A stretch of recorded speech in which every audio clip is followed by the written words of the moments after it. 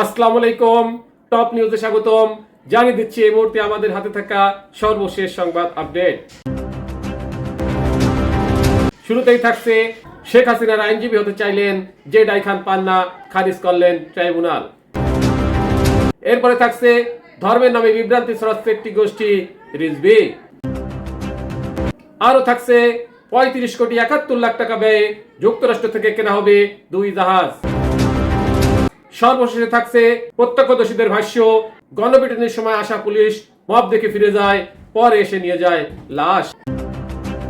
এতক্ষণ শুনলেন আপডেট সংবাদের শিরোনাম, এবারে বিস্তারিত। শেখ হাসিনার আইনজীবী হতে চাইলেন জেডাই খান পান্না, খারিজ করলেন ট্রাইব্যুনাল। জুলাই গণ অভ্যুত্থানের সময় সংগঠিত মানবতা বিরোধী অপরাধের একটি মামলায় পলাতক আসামি ক্ষমতাচ্যুত প্রধানমন্ত্রী শেখ হাসিনার পক্ষে আইনজীবী হতে চেয়েছিলেন সুপ্রিম কোর্টের জ্যেষ্ঠ আইনজীবী জেডাই খান পান্না। তবে তার আবেদন খারিজ করে দিয়েছেন আন্তর্জাতিক অপরাধ ট্রাইব্যুনাল 1। বিচারপতি মোহাম্মদ গোলাম মর্তুজা মজুমদার নেতৃত্বে 3 সদস্যের ট্রাইব্যুনাল 1 এই আবেদন আজ মঙ্গলবার খারিজ করেন। ট্রাইব্যুনালের অন্য 2 সদস্য হলেন বিচারপতি মোহাম্মদ শফিউল আলম মাহমুদ ও বিচারক মোহাম্মদ মহিতুল হক ইনাম চৌধুরী।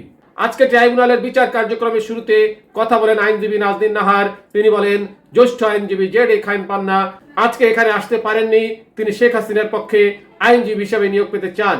এ কথা ট্রাইব্যুনালকে জানানোর জন্য তাকে নাজনীন বলেছেন। তখন ট্রাইব্যুনাল বলেন, শেখ হাসিনার পক্ষে স্টেট ডিফেন্স রাষ্ট্রনিযুক্ত আইনজীবী নিয়োগ দেওয়া হয়েছে, এটা ওভার শেষ। উনি সিবি দিলে অন্য মামলায় তাকে আইনজীবী হিসাবে নিয়োগ দেওয়ার বিষয়টি দেখবেন। তাছাড়া কাকে স্টেট ডিফেন্স নিয়োগ দেওয়া হবে সেটা ট্রাইব্যুনালের বিষয়। ট্রাইব্যুনাল আরো বলেন, তিনি প্রসিকিউটর জানেন যে মামলায় আসামি উপস্থিত নাই, এমন পার্টিকুলার মামলায় আসবেন কেন? তাছাড়া এই মামলায় যখন ডিফেন্স নিয়োগ দেওয়া হচ্ছিল তখন তিনি এসে বলতে পারতেন, তখন বিবেচনা করা যেত কাকে নিয়োগ দেওয়া হবে। ধর্মের নামে বিভ্রান্তি ছড়াচ্ছে একটি গোষ্ঠী রিজভী। ধর্মের নামে বিভ্রান্তি ছড়িয়ে একটি গোষ্ঠী আগামী নির্বাচনকে বিতর্কিত করার ষড়যন্ত্র করছে বলে অভিযোগ করেছেন বিএনপি সিনিয়র যুগ্ম মহাসচিব রুহুল কবির রিজভী। মঙ্গলবার 12 আগস্ট সকালে আরাফাত রহমান কোকোর 56তম জন্মবার্ষিকী উপলক্ষে বনানী কবরস্থানে তার সমাধিতে শ্রদ্ধা নিবেদন শেষে এমন অভিযোগ করেন রিজভী।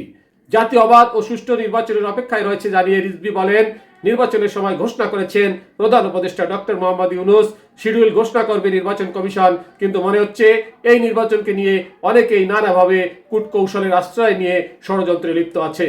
বিএনপির এই নেতা বলেন, পতিত ফ্যাসিবাদ পালিয়ে গিয়ে কালো টাকা ও অবৈধ অস্ত্র ব্যবহার করে দেশকে অস্থিতিশীল করার চেষ্টা করছে।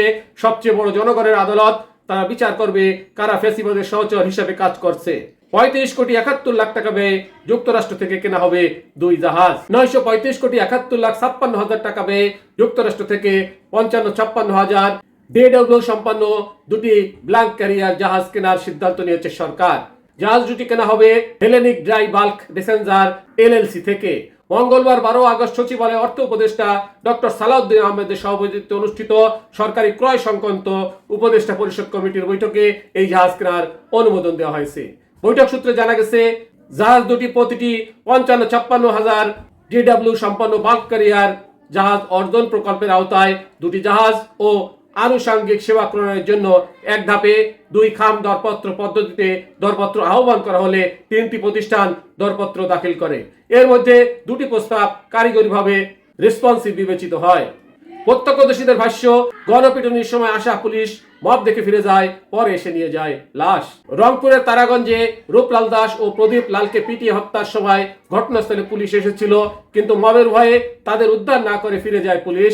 ঘণ্টাখানেক পর সেনাবাহিনীর সহায়তায় তাদের অচেতন অবস্থায় উদ্ধার করা হয়, যার মধ্যে একজন হাসপাতালে নেওয়ার আগেই মারা যান। অন্যজন মারা যান কয়েক ঘন্টা পর চিকিৎসাধীন অবস্থায়। স্থানীয় জনপ্রতিনিধি ও প্রত্যক্ষদর্শীর সঙ্গে কথা বলে এই তথ্য পাওয়া গেছে।